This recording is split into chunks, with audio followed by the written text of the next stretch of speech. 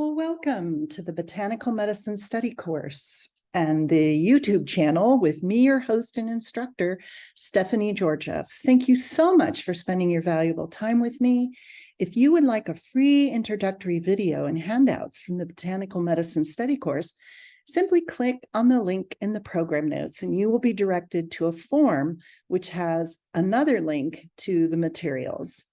At the time of this posting of this episode, we in the Northern Hemisphere have celebrated the beginning of summer. I hope for those of you in the Northern Hemisphere, your gardens are in full force and fun plans for these longer days are in store. Where I am living in southwestern Bulgaria in the Struma River Valley, we've had a very mild winter with long, wet, cold spring, which is fine by me. Unfortunately, in many places in the Northern Hemisphere, it seems as either drought or flooding or both, drought followed by flooding is the occurrence.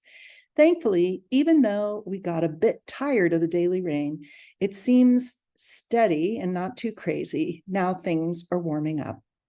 The only thing that seemed to challenge everyone here is because of the cold or rain is our crops are a bit late.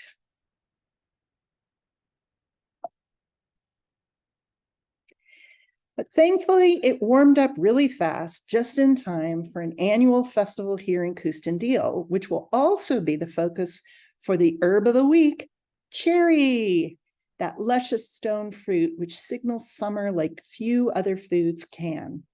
It's cherry festival time here in the valley and many other places across the globe where cherries are grown. A cherry is the fruit of many plants of the genus Prunus, and it's a fleshy stone fruit, which is called drupe. Prunus is a genus of trees and shrubs, which includes, among many others, fruit plums, cherries, peaches, nectarines, apricots, and almonds. The English word cherry derives from an old Northern French or Norman cherise and from Latin cericum, referring to an ancient Greek region called Karasus. And this was in what is now Turkey, from which cherries were first thought to be exported to Europe. The indigenous range of the sweet cherry extends through most of Europe, Western Asia, and part of Northern Africa. The fruit has been consumed throughout its range since prehistoric times. A cultivated cherry is recorded to have been brought to Rome by someone called Lucius Licinius Lucullus from northeastern Anatolia in 72 BC. Cherries arrived in North America in the settlement of Brooklyn, New York, which was then called New Netherlands, which this region was under the Dutch sovereignty, and tradespeople leased or purchased lands to plant orchards and produce gardens, and that's how the cherries got started in that region. There are quite a few cultivated cherries on the market. The delicious Rainier cherries, which are yellow with a bit of red on them, are one of my personal favorites. And they're called Rainier because they were cultivated in Washington State near Mount Rainier. There are scores of natural cherries, which growers like to call true cherries.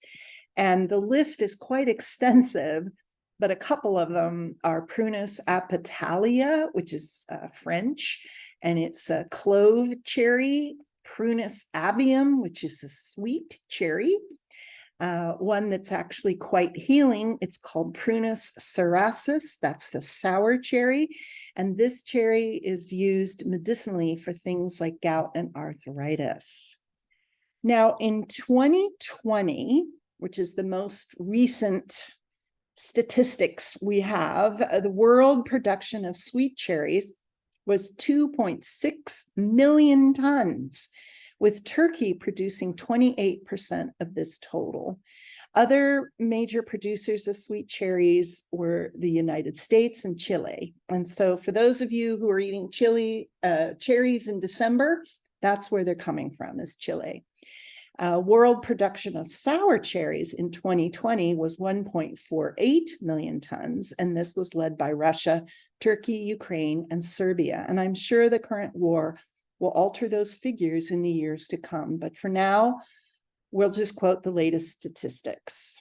And there are major commercial cherry orchards in West Asia, such as Iran, Syria, Azerbaijan, Lebanon, and Israel.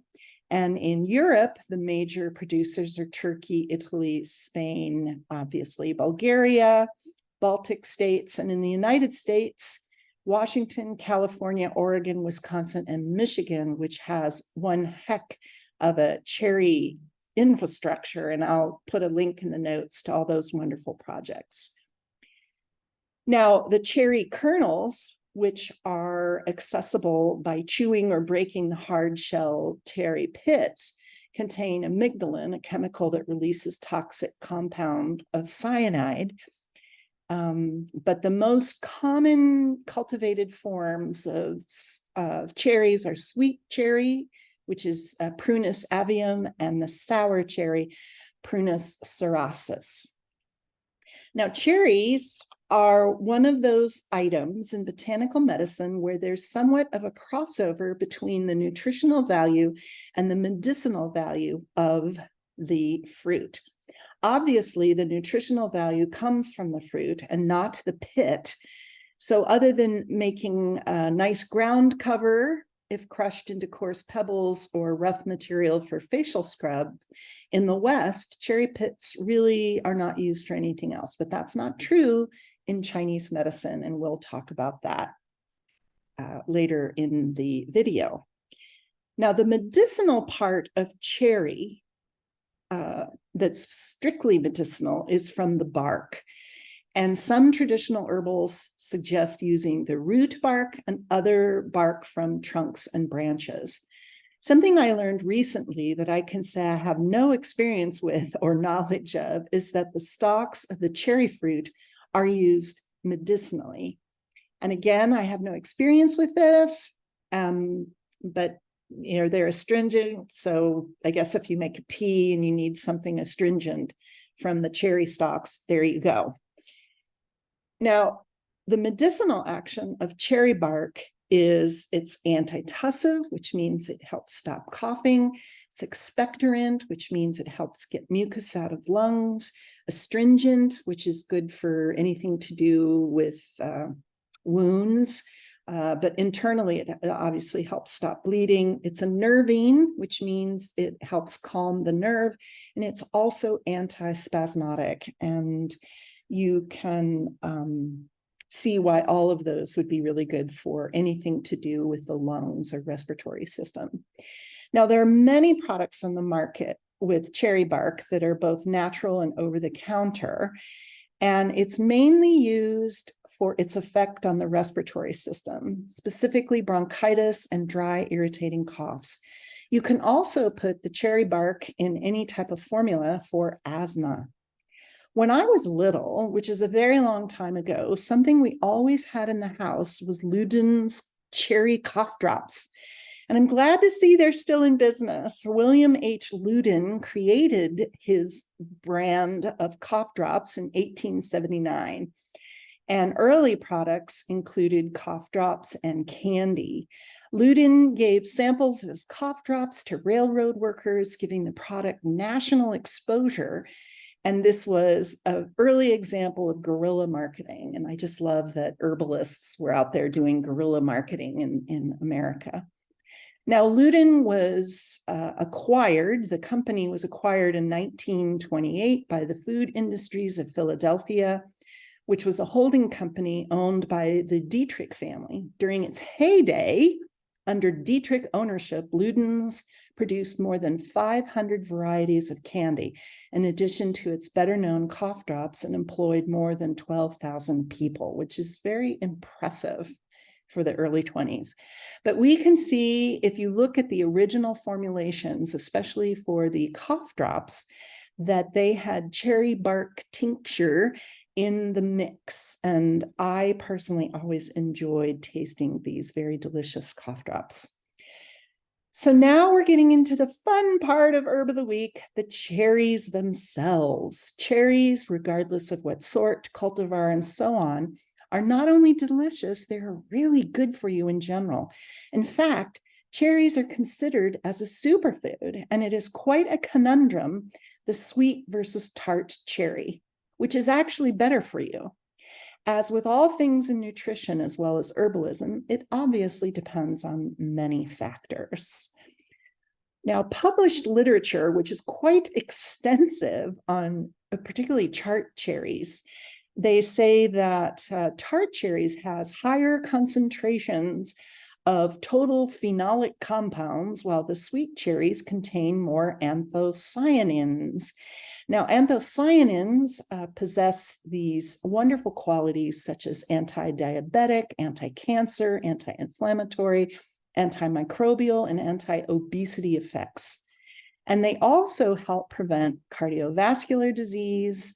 And the anthocyanins that do all these amazing things create the beautiful red color in cherries, as well as other fruits and vegetables. Now, sweet cherries as a food are really good for arthritis, obviously relieving it. They're purported to be helpful for treating gout, preventing gout. They also help prevent cancer, and they help prevent heart disease. And we know that sweet cherries have antimicrobial properties. They've got packed chock full of antioxidants. They're really good for diabetes people to eat. They're good with, help prevent cancer.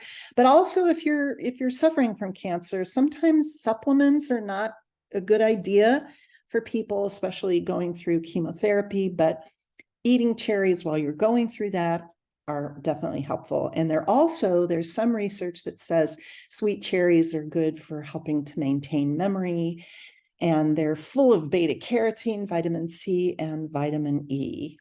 Now, in traditional Chinese medicine, they use the cherry, and it's called Ying Tao, and all of the qualities are there. It enters the spleen, stomach, and kidney meridians. And I can tell you, in Chinese food therapy, if you're spleen qi deficient, cherries are your fruit. They help tonify blood, replenish the kidneys, and they're used for benefiting the skin, very good for rejuvenation. If you're quite exhausted, strengthens the spleen, does all kinds of things. Now, another thing that they use is the seeds, the pits, and they call them yuli ren. And ren is the Chinese word for seed. And this comes from the variety of cherry called Prunus japonica. And we in English call that bush cherry. And the pits are ground up and used in formulations for moistening dry stools. And you need to boil this before you do that. And I suggest getting the over-the-counter powder. Some of the powders are freeze-dried teas, or they dry them, they ground them up. But you definitely need to have that with other herbs in your formula. Now, sour cherries are very good, and there's a lot of research on this for things like insomnia. It seems that sour cherries have some sort of substance that helps the human body produce melatonin, which helps you sleep. It's also really good for relieving arthritis and preventing flare-ups. Specifically, gout is an arthritic condition. There's a lot of research on that. Also helps aid in digestion, and it improves urination. Now, here again is those anthocyanins, which are really good at all those things. Reducing inflammation, anti-cancer, helps the heart, et cetera, et cetera. And what the anthocyanins do is they give the beautiful pigments to various fruits and vegetables, berries, grapes, plums, for example. And this is what the cherries have buku of, and that's why they're so healing.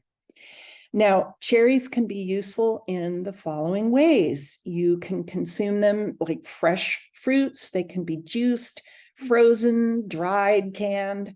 Tart cherries are used a lot in baking and cooking.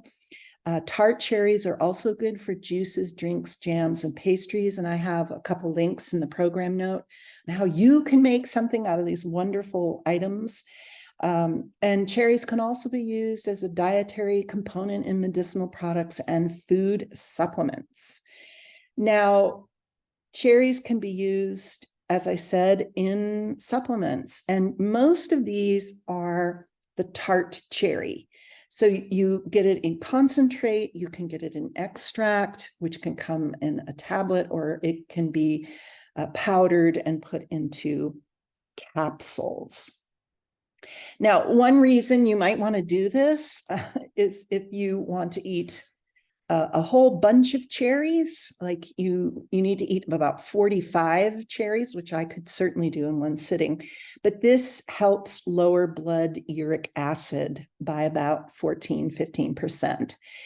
And if you use the concentrate, it really reduces your uric acid. And this is very important if you have gout.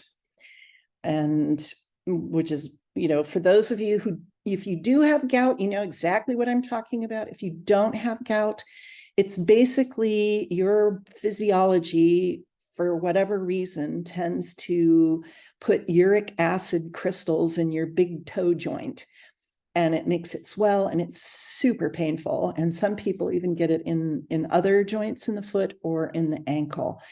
And so you need to not eat foods that produce uric acid, which is basically meat, specifically organ meats, and alcohol. And one of the reasons there was a lot of gout in the Middle Ages and the Renaissance, particularly among very rich people, is that they were eating a lot of meat and drinking a lot of alcohol. Now, what's really interesting about gout and sour cherries is if you do suffer from this, your doctor will put you, and it's due to uric acid, and your doctor figures this out by doing good tests and x-rays, et cetera, et cetera. Most often, a drug called allopurinol is very, very effective at reducing uric acid production in the body. So this is a drug that has a proven record. But what they're finding is that if you combine allopurinol along with sour cherry supplements, it really reduces the amount of flares and shortens the amount of time if you do have. So again, your doctor will put you on a specific diet, but these cherries are really good at helping people with gout. Now, cherries are just so yummy in cuisine, and they can be used any way your heart can possibly imagine, both sweet and savory. And if you go to Michigan and you're in cherry land, there are wonderful restaurants where you can go and you just cannot believe what they do with cherries. Everything is delicious. But dried cherries can be used in cooking, soup, pork dishes, cakes, tarts, pies. You can also make jam and fruit spread. Now, sour cherries are particularly popular in Turkey, especially in the form of visne suyu, which is a sour cherry nectar, and another very widely consumed beverage called visne resili. And they also can be part of a typical Turkish breakfast, which obviously is delicious. Sour cherries or sour cherry syrups are used in liqueurs and drinks. And we've got Romanian versions and Portuguese versions, and in Iran and Turkey and Greece and Cyprus. And I can tell you in Bulgaria, one of my favorite treats is cherry soda. It's like a local thing, and it's really delicious. And the syrup, you can pour all kinds of stuff over it, like ice cream or fruit or whatever. And you can also dilute it with water or sparkling water. So it's really, really good. They also have a fermented beer made from cherries in Belgium. And so there's no lack of delicious things you can do with cherries. And last but not least, many traditions have cherry spirits, cherry liqueurs, and such. And since I'm in Bulgaria and we're celebrating the Cherry Festival in Kustendil, I would be remiss not to mention an amazing spirit of the Balkans, which is called rakia. Now, rakia, I call Balkan grappa. Grappa is Italian brandy. And it's a brandy-like substance made from many different fruits. And a good friend of mine and her husband, Casey and Angel Angelova, they have a fantastic rakia made from cherries from the historic Struma River Valley. And I'll have links in the program notes on how you can enjoy some of this for yourself. And if you're in the area, look them up. They have wonderful tours for truffles and rakia tastings, and they can make amazing suppers for you with regional amazing food. So definitely check them out. So however you wish to enjoy this delicious, nutritious, and healing gift from nature, eating the fruit to taking supplements, to enjoying the cuisine. I haven't put any information on how to grow cherry trees because I don't know how many of you are going to plant things like that, but obviously there's lots of information on that. But I hope cherries are in your summer plans. This is Stephanie Georgiev saying thanks again for sharing your valuable time with me. If you want a free introductory lesson and handouts, click the link below. And until next time, be well.